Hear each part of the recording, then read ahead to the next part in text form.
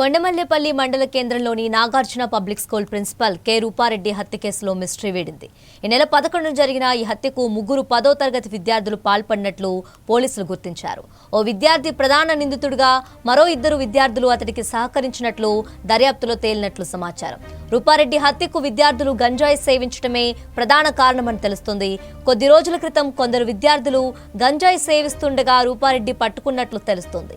ఈ విషయమై వారిని మందలించడంతో పాటు వారు గంజాయి సేవిస్తున్న ఫోటోలు, వీడియోలు కూడా రూపారెడ్డి వద్ద ఉన్నట్లు సమాచారం.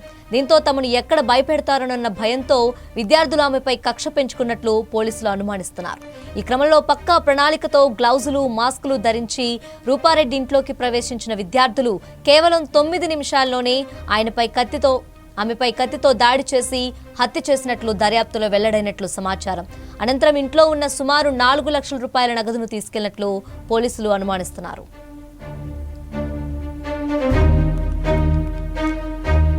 ఇక ఇదే అంశానికి సంబంధించి మరింత సమాచారం మా ప్రతినిధి నల్గొండ శంకర్ అందిస్తారు. శంకర్, చెప్పండి.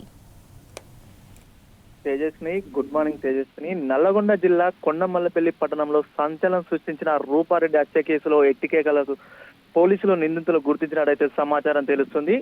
ఈ నెల 11న హత్య జరిగిన గత వారం రోజులుగా కొనసాగిన పోలీసు విచారణలో కీలక విషయాలైతే వెలుగులోకి వచ్చినట్టయితే తెలుస్తుంది తేజస్విని. పోలీసులు ప్రాథమిక దర్యాప్తు ప్రకారం ఈ ఘటనలో 10వ తరగతి చదువుతున్న ఇద్దరు విద్యార్థులు వంశీ, అనిల్ గా గుర్తించినట్టయితే సమాచారం. ఆ ఇద్దరు పాఠశాలలో చదువుతున్న విద్యార్థులే అని కొండమల్లపల్లి మండలానికి చెందిన వాళ్ళు. వీళ్ళలో ఒకరు పుల్సింగ్ తండా, మరొకరు పిల్యా తండకు చెందిన విద్యార్థులుగా గుర్తించినట్టు సమాచారం అయితే తెలుస్తుంది. ఈ హత్యకు పాల్పడింది పాఠశాలలో చదువుతున్న విద్యార్థులే అని తెలుస్తుంది. రూపారెడ్డి విద్యార్థులు గంజాయి సేవిస్తున్న విషయాన్ని గుర్తించి వారి ఫోటోలు, వీడియోలు తీసినట్టు దర్యాప్తులో తేలుతున్నట్టు సమాచారం. ఆ విషయం బయటపడుతున్న భయంతోనే ఈ హత్యకు పాల్పడి ఉండవచ్చు అనేది ఒక సమాచారం అయితే తెలుస్తుంది తేజస్విని. మరో కోణంలో జల్సాలకు అలవాటు పడి డబ్బు కోసం హత్య చేసి ఉండొచ్చు కూడా అనేది పోలీసులు అయితే గుర్తించినట్టు సమాచారం తేజస్విని. హత్య సమయంలో నిందితులు ఎటువంటి ఆధారాలు దొరకకుండా ముందస్తుగా పకడ్బందీగా గ్లౌజులు, మాస్కులు ఉపయోగించి అనంతరం ఆమె మొబైల్ ని తీసుకెళ్లినట్టయితే తెలుస్తుంది.